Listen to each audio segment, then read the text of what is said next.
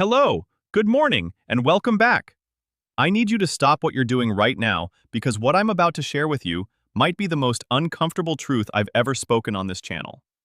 And I say that as someone who has spent over 30 years in medicine, watching patients live long lives and watching patients merely survive them. Here it is. Depending on your family for your happiness, your health, and your peace of mind after 60 may be quietly destroying all three.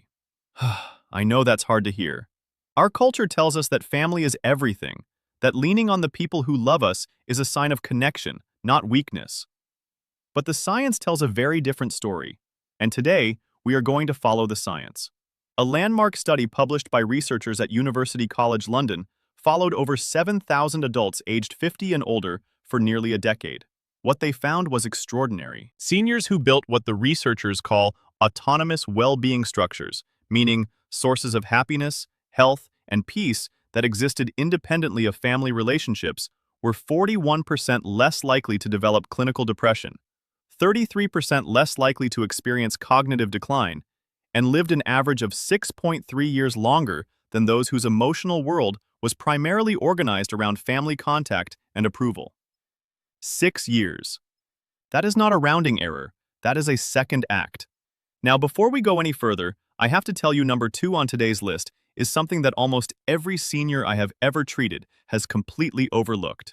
And when I describe it to them, they almost always say the same thing. Why didn't anyone tell me this sooner? So stay with me, because that one alone is worth your full attention today. But first, I want to hear from you. Before we dive in, drop your age in the comments below. Whether you're 62 or 87, I want to know. And tell me this. What is the one thing you feel you rely on most for your sense of peace right now? I read every single comment on this channel. Every one. Your answers genuinely shape the content I create. So please, take 10 seconds and let me know. Now, we are counting down from 5 to 1, from powerful to life-changing. The 5 things every senior must cultivate independently. Not instead of loving their family, but in addition to and separately from that love. Because love is not a wellness plan. And today, we are building you a wellness plan. Let's start with number 5. Number 5 is something doctors rarely prescribe and pharmaceutical companies certainly cannot bottle. And that is a living relationship with nature and outdoor physical space. I want you to think of your nervous system like a smoke alarm that has been going off for decades. The chronic, low-grade stress of modern life, of family dynamics, of health worries, and financial uncertainty, it keeps that alarm ringing, quietly, constantly. What nature does, specifically, is it resets the alarm. This is not poetry. This is neuroscience. Researchers at Stanford University published a study in the Proceedings of the National Academy of Sciences showing that adults who walked for just 90 minutes in a natural environment, a park, a trail, a garden path, showed significantly reduced activity in the prefrontal cortex region associated with repetitive, negative thinking, what clinicians call rumination. Rumination is one of the primary engines of depression and anxiety in older adults. That neural activity was measurable on brain scans. The outdoor walkers also showed lower heart rates, lower cortisol levels, and reported a dramatically reduced sense of mental burden compared to those who walked the same distance in an urban environment. Now, here is why this matters specifically for aging bodies.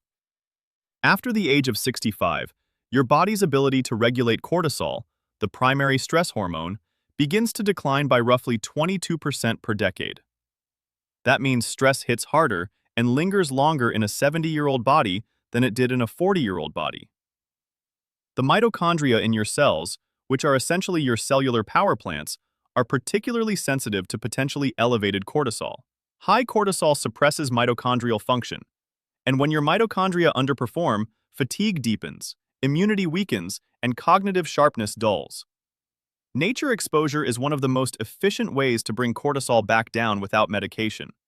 I had a patient, Margaret, 74 years old from Knoxville, Tennessee. She came to me deeply fatigued, sleeping poorly, and what she described as feeling gray inside.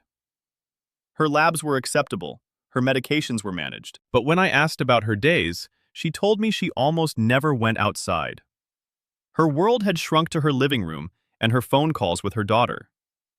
I gave her one instruction: 30 minutes outside every morning. No phone, No agenda, just outside. 6 weeks later, she came back and the difference was visible from across the room. She was sleeping 6.5 hours instead of 4. Her reported anxiety had dropped by what she called more than half. She had started talking to neighbors. The gray, she said, had lifted. For practical application, aim for a minimum of 20 to 30 minutes of outdoor time each morning, ideally before 10 o'clock, when natural light is richest in the spectrum that regulates your circadian rhythm. You do not need to hike a mountain, a garden, a park bench, a slow walk around the block. All of it counts.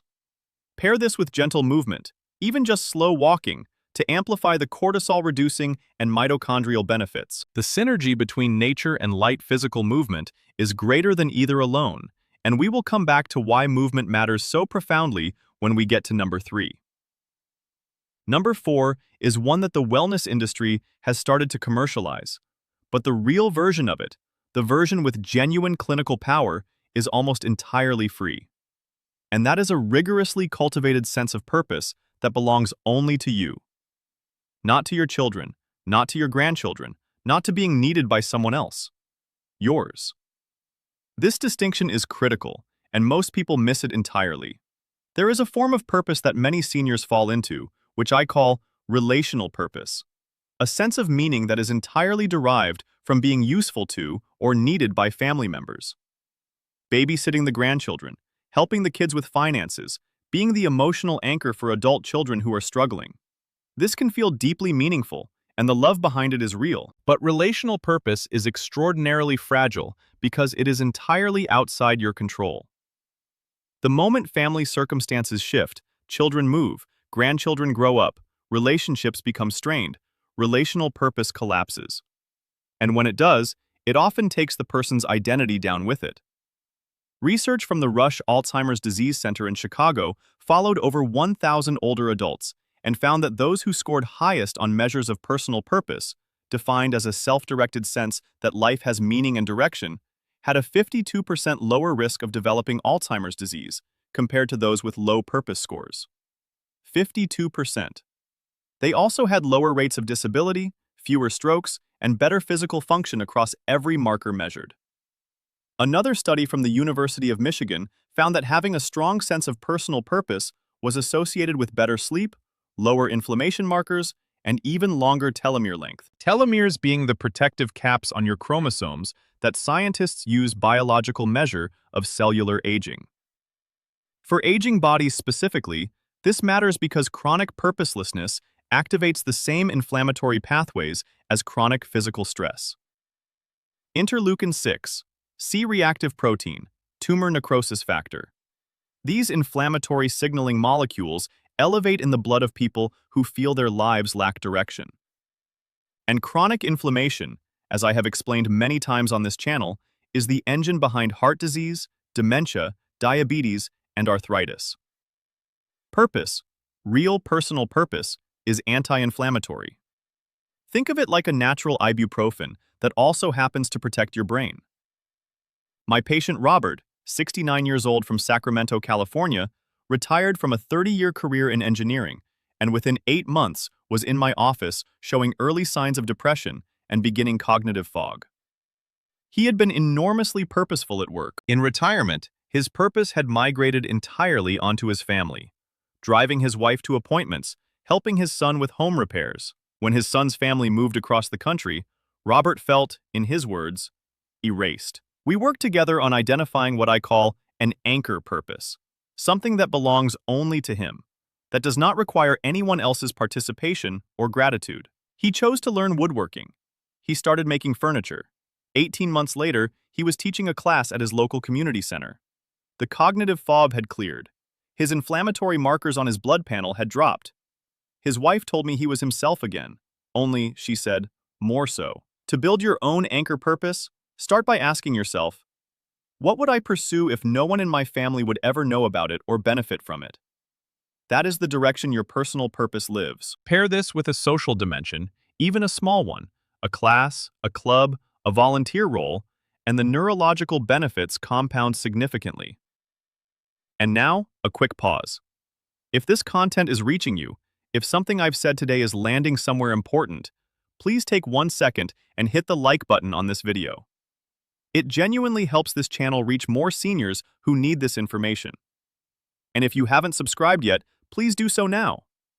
I release new health content every week, all of it grounded in the latest clinical research, all of it designed specifically for people in their 60s, 70s, and 80s. Subscribe and tap the bell so you never miss an episode. Now, and this one, I want to be very direct about, because it is the one where I see the most resistance from my patients, and also the one where the evidence is most overwhelming. Number 3 is structured, consistent, intentional physical movement that is yours, not done for someone else, not dependent on a partner or a family member's schedule, but built into your life as a non-negotiable personal practice. I am not talking about staying active. I am talking about structured movement, resistance training, walking with intention, yoga, swimming done on a schedule with progression, with purpose. The difference matters enormously. Here is the biological reality that most people over 70 have never been told. After the age of 60, the body begins to experience what exercise scientists call anabolic resistance. This means your muscles have become less responsive to the signals that trigger growth and repair. In younger adults, muscle protein synthesis, the process by which your body builds and maintains muscle, is triggered relatively easily. In a 75-year-old, the threshold for triggering that same process is significantly higher. You have to work slightly harder and eat slightly smarter to get the same result. But, and this is the crucial part, the result is absolutely achievable. The body does not lose the ability to build and maintain muscle. It just requires a stronger stimulus. A meta-analysis published in the British Journal of Sports Medicine analyzed data from over 39,000 adults and found that resistance training performed twice weekly was associated with a 23% reduction in all-cause mortality, meaning death from any cause, in adults over 65. Walking at a brisk pace for at least 150 minutes per week was associated with a 35% reduction in cardiovascular events in the same age group. These are not modest numbers. These are the kinds of numbers that, if they were produced by a pharmaceutical drug, that drug would be on the front page of every newspaper in the world. Beyond the cardiovascular effects, structured movement is the single most powerful intervention we have for brain health in aging adults. Exercise increases the production of a protein called BDNF, brain-derived neurotrophic factor, which I want you to think of as fertilizer for your neurons. It helps the brain grow new connections, repair aging ones, and resist the plaques and tangles associated with dementia. After the age of 70, BDNF production naturally begins to decline, and structured physical movement is one of the only reliable ways to counteract that decline without medication. I treated a woman named Clara, 81 years old, from Portland, Oregon, who told me she had given up on exercise because her knees hurt and she didn't want to go to the gym alone. Her family kept telling her to take it easy. We started her on a gentle chair-based resistance program 2 days a week, 20 minutes, using resistance bands and body weight. Within 4 months, her grip strength had increased by 30%.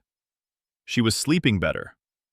She told me with great pride that she had started walking to the pharmacy instead of driving. She hadn't done that in 6 years. Her daughter told me her mother seemed like she had gotten younger.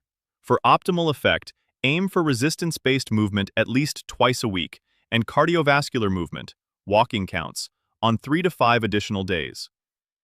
Pair your movement sessions with adequate protein intake, at least 1.2 grams of protein per kilogram of body weight daily to overcome anabolic resistance and give your muscles the raw material they need to respond to the work you're putting in. And if you can take that walk outside, you are stacking number 5 and number 3 simultaneously, which is one of the most powerful health combinations available to any senior. Number 2.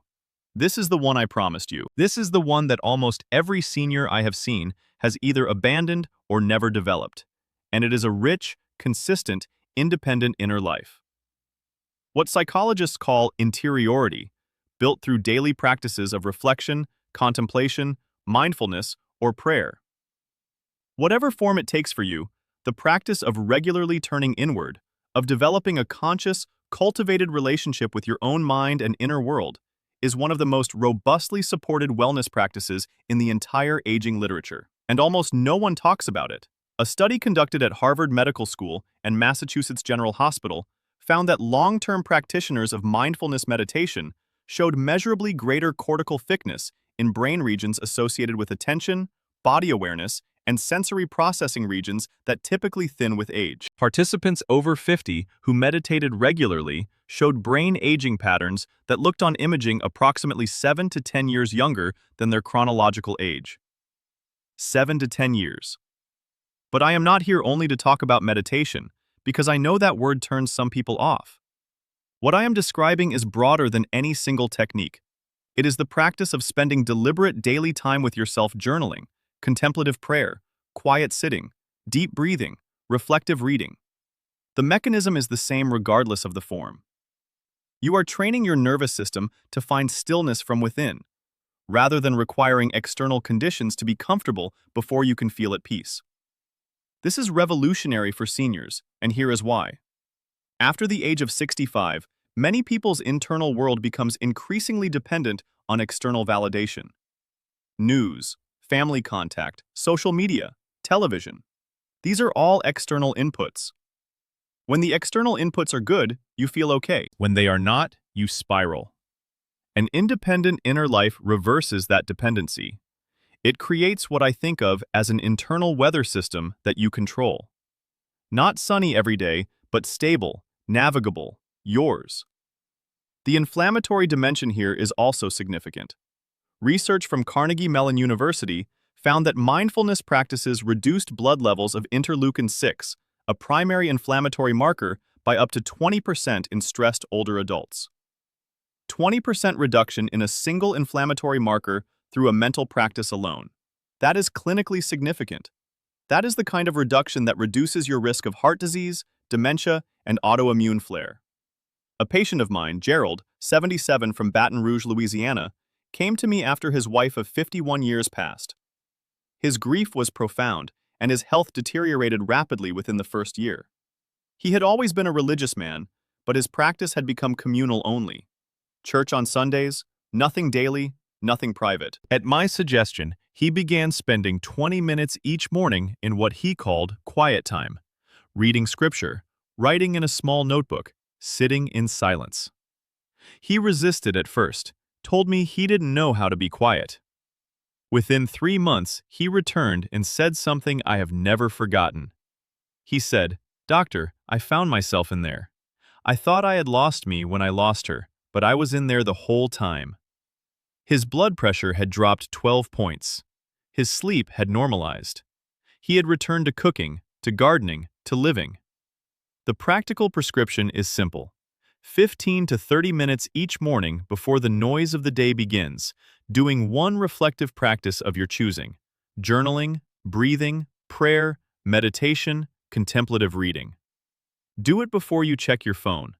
Do it before you speak to anyone. Give yourself first thing every day. Pair this with gratitude specifically, writing down 3 specific things you are grateful for each day.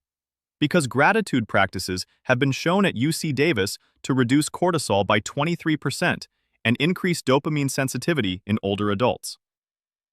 Interiority and gratitude together are a neurological renovation project for the aging brain. And now, number 1, the most powerful, the one that research, clinical experience, and the evidence of thousands of patient lives has placed at the top of this list. Number 1 is a sovereign social world of your own. A network of friendships, community ties, and social bonds that exist completely independently of your family. Ones that you have built, that you maintain, and that belong to you alone.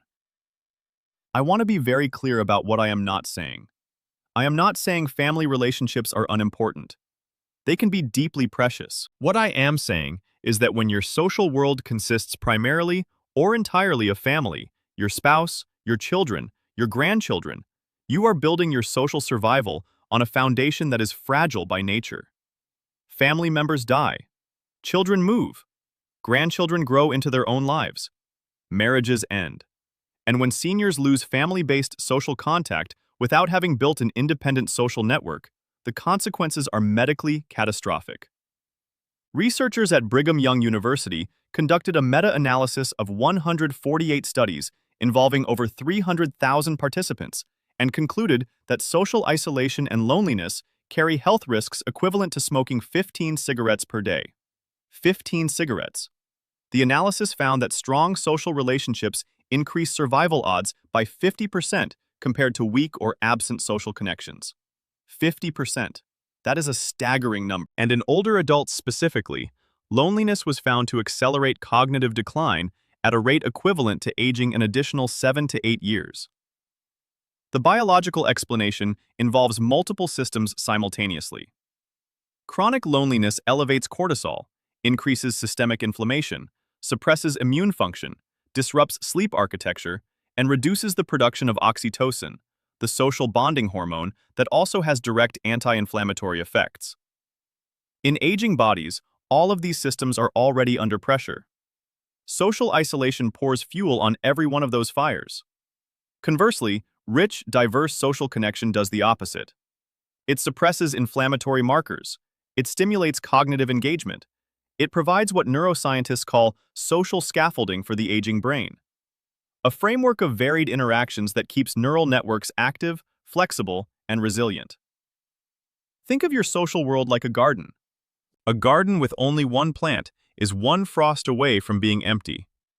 A garden with 20 different species is resilient. Something is always growing. Something is always in bloom. My patient Dorothy, 83 years old from Charleston, South Carolina, had outlived her husband and most of her close friends. Her children were loving but busy. She came to see me presenting with what she described as disappearing. She felt invisible, purposeless, and increasingly confused.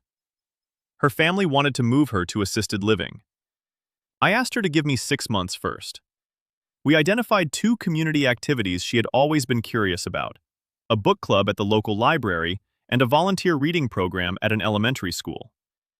She resisted, told me she didn't know anyone, and was too old to make new friends. I told her what I will tell you now. The research is clear that the human brain retains the capacity to form meaningful new social bonds at every age, including in the 9th decade of life. It is not youth that makes friendship possible. It is showing up. Dorothy showed up. Within 4 months, she had 3 women she called friends. Within 6 months, she was organizing the book club's quarterly dinner. She did not move to assisted living. 2 years later, she told me her grandchildren had started calling her more, not because she needed them to, but because she had become, in her words, interesting again. To build your sovereign social world, identify 2 community contexts outside of family where you can show up consistently. Consistency is the engine of friendship. It is not charisma. It is reliability. Look for interest-based groups, book clubs, walking groups, volunteer organizations, faith communities, art classes, card games, community choirs. Aim for at least 2 meaningful social interactions per week with people outside your family.